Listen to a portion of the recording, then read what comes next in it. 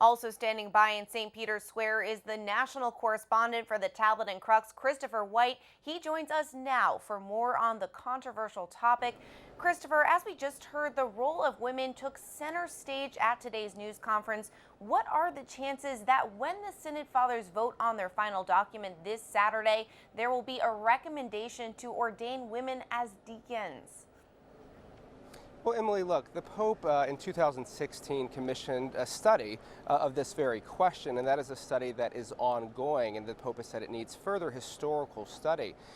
Look, I've spoken to a number of the Synod Fathers who have said there will be some mention of it, but the language has yet to be decided on. At this point, it appears to be very vague and is likely to sort of, recommend that the issue be further studied, as the Pope has said, up to date.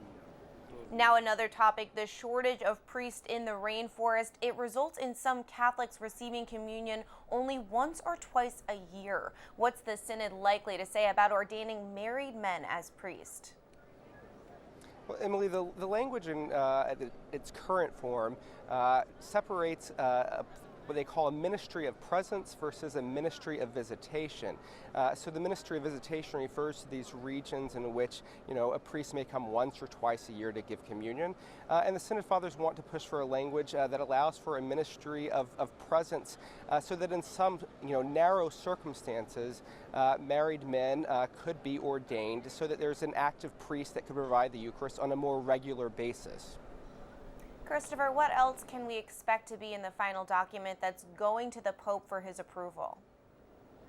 Look, I think at the heart and sort of backbone of this document is going to be sort of an elevation of Laudato Si, which is the Pope's 2015 letter on the environment, where he calls for all of creation to sort of, change and convert their ways of living to care for all of God's creatures on the planet.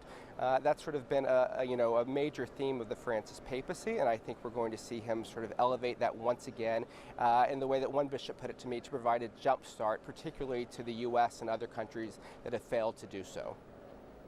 Christopher White, national correspondent for the Tablet and Crux, thank you so much for being with us today from Rome.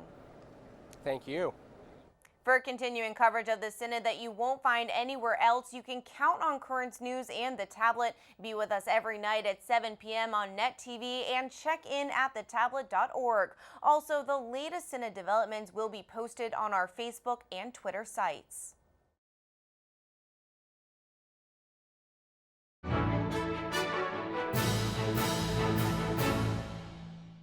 If you're watching Currents News on YouTube, be sure to hit the subscribe button and then click on the bell to get instant updates about all of our newest content, because we are putting your faith in the news.